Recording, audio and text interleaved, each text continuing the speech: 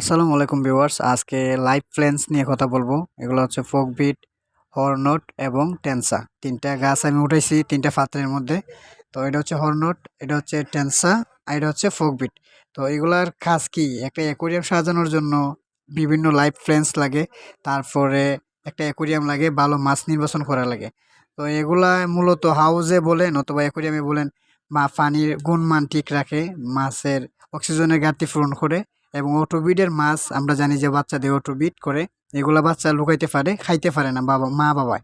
তো এগুলা ভালো একটা ভূমিকা পালন করে। তো আজকে এই যে আমার হর্নট, টেনসা এবং ফোকবিট। ফোকবিট যে গাছটা, এটা কচুরি ফানার মতো, আসলে আমাদের বাংলাদেশের কচুরি ফানার মতো। এই যে দেখেন হাউজের ভিতর, এটা আমার বাচ্চার একটা ট্যাঙ্ক, কি সুন্দর নিচে দিয়ে জোর আছে।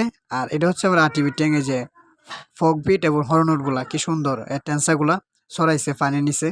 তো একটা কৌটার মধ্যে পাথর দিয়ে খুব সুন্দরভাবে এই যে এইভাবে রাইখে দেওয়া যায়, গাছ নষ্ট হয় না, এগুলো লাইভ প্ল্যান্টস নষ্ট হয় না। তো এইভাবে রাখলে খুবই সুন্দর লাগে পানির নিচে। এই যে মাশাল্লাহ খুব সুন্দর ছড়ায়, বাচ্চাগুলো লুকাইতে পারে, মা বাবা খাইতে পারে না। তো এদিকে হচ্ছে আমার ফোকবিট। তো যাদের যাদের লাগবে, ইউজ আছে, আমার সাথে যোগাযোগ করবেন, নাম্বার দেওয়া হবে, ইনশাল্লাহ দেওয়া যাবে। তো এই ছিল ভিডিও। সবাই সুস্থ এবং ভালো থাকবেন। আল্লাহ।